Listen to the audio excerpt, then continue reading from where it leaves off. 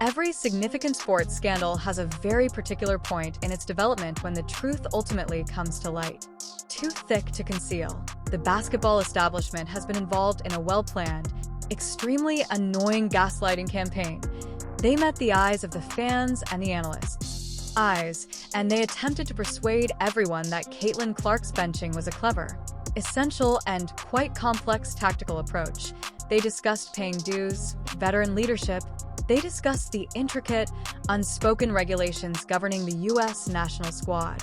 However, the whole time, anyone with a working sight and a rudimentary knowledge of contemporary basketball geometry could see that it was an absolute absurdity. It was an error, a startling miscalculation of skill, and at last, we've arrived at the breaking point. The dam has collapsed following Team USA's complete destruction of New Zealand, 101 to 446. Nate Tibbetts, the acting head coach, took the podium. Additionally, even though he attempted to use coach talk, even though he made an effort to shield the established veterans' brittle egos, if you pay close attention to what, in fact, he stated, it is the closest thing to an official acknowledgement of guilt that you will ever hear from a national coach of the team, that we are going to dissect this press conference in a brutal, microscopic manner, that we will remove the political correctness, examine the official box score, and reveal the precise reasons why the coaching staff is presently ensnared in a quagmire that they created.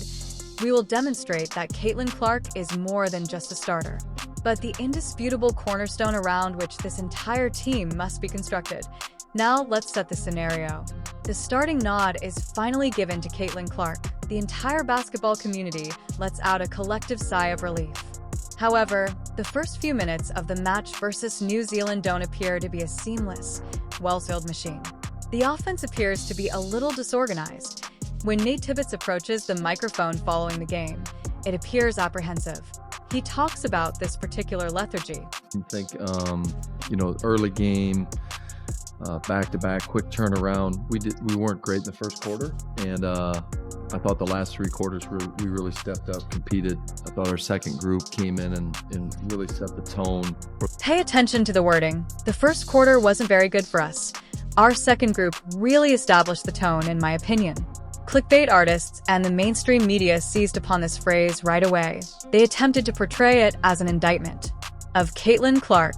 They attempted to assert that Caitlin Clark's first start was a failure, according to the coach.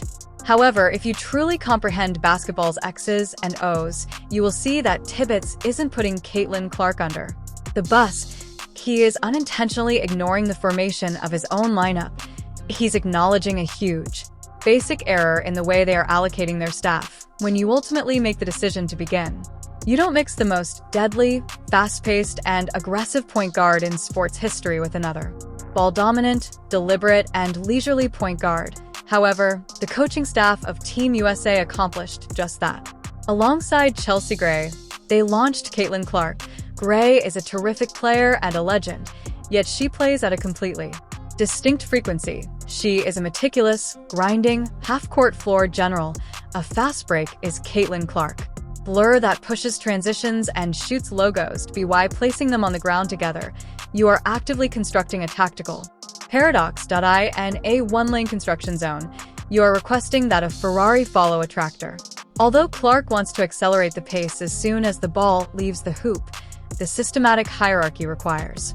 She hesitates because she knows she must respect the veteran. There is a compression of the spacing. The defense of New Zealand, which ought to be utterly afraid of the speed, is permitted to set up in the half court with ease since the United States is willingly moving the ball up the floor. When Nate Tibbetts claims that the initial group lacked it, and that he is entirely correct, they did not establish the tone. However, this isn't due to the players' lack of skill. The reason for this is the coaching staff made a grave mistake in chemistry. They made an effort to please both the veterans and the crowd by starting Clark, and as a result, they produced an awkward, incompatible starting five. And that's what you want, right? You want that consistency from group to group. The first group didn't have it, they didn't set the tone, but the second group came out and did a really good. It was absent from the first group. Although they failed to set the tone, the second group performed admirably. Let's examine this second squad that entered and purportedly came to the rescue. Players were on the bench unit, such as Angel Reese and Ryan Howard. Ryan Howard scored 18 points and made 6 of 10 three-pointers. Line: Angel Reese entered and took control of the glass right away. They had an amazing appearance. However, why did they appear so amazing? Did they create a brand new offense out of thin air? Not at all. They had an amazing appearance since the initial unit had just spent the last 7 minutes depleting the New Zealand defense, despite its awkward spacing. Even in situations where Caitlin Clark must play in a slow, methodical manner, her mere presence on the floor functions as a black hole caused by gravity. She dragged 2 defenders with her on every single possession. She made the guards from New Zealand navigate numerous screens. She used up all of the physical energy and the opposition's mental attention. Upon entering the game, the second unit encountered a defensive that was already struggling to breathe. The bench mob skillfully leveraged the foundation created by the.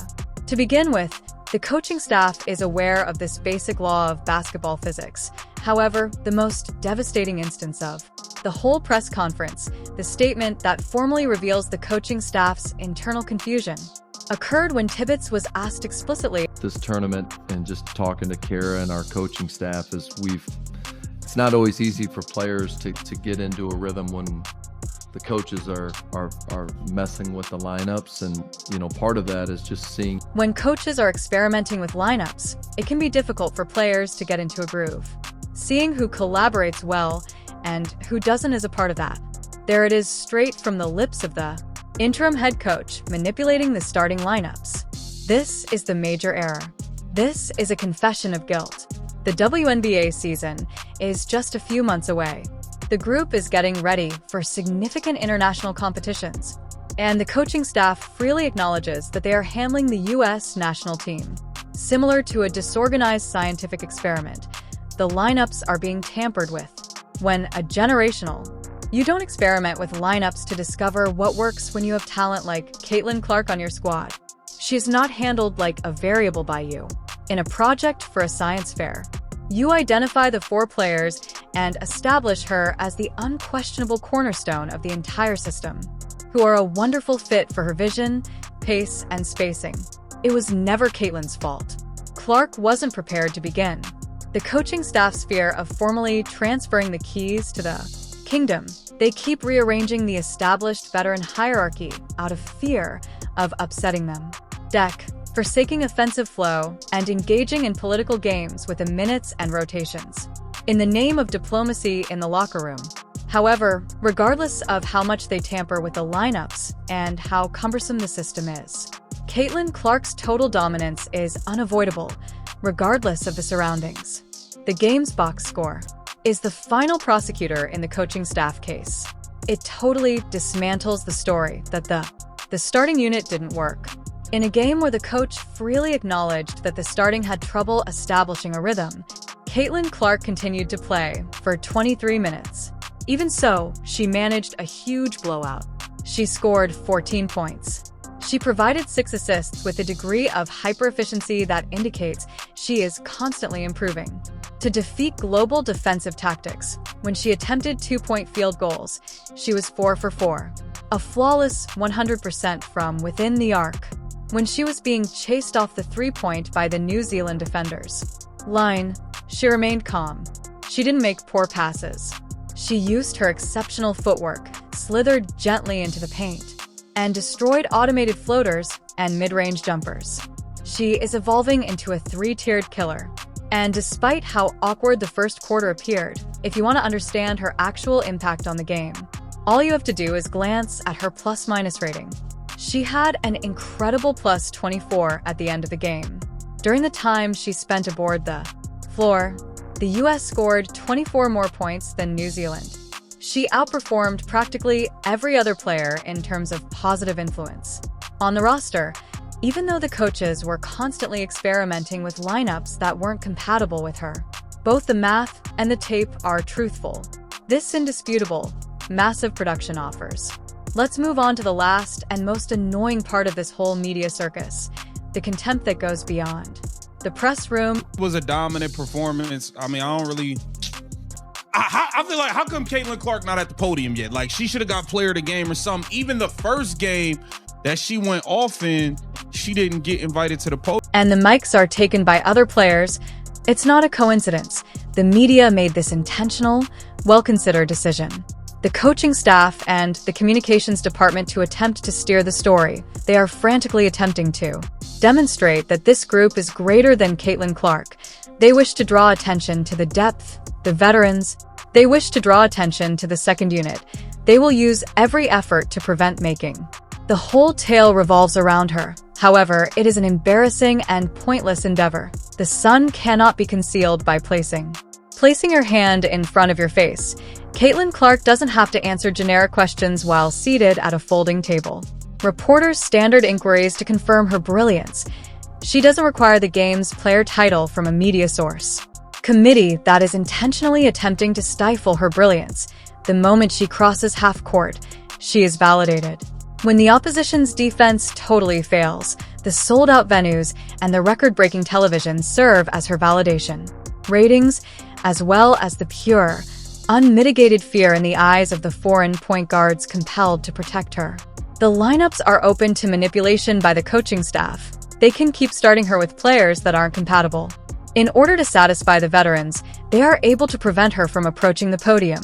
However, the truth is already known, and Nate Tibbetts unintentionally verified it. The trials are not working. The conventional hierarchy is out of date. The only occasion this team, when the ball is in Caitlin's possession, it appears to be a terrifying, synchronized, unstoppable basketball machine. Clark's hands, and she is free to set the game's tempo as she sees fit. The upcoming matchup with Spain will be the final judgment. New Zealand is not Spain. Spain is an exceptionally disciplined and strategically astute international team. Stronghold. They won't let the US get through a clumsy, fragmented opening quarter. They will penalize each and every misunderstanding. Every single poor lineup combination will be exploited by them. If the coaching and Nate Tibbetts, if employees do not eventually own up to their mistakes and create a starting five that is fully optimized, they will continue to explore. They will discover themselves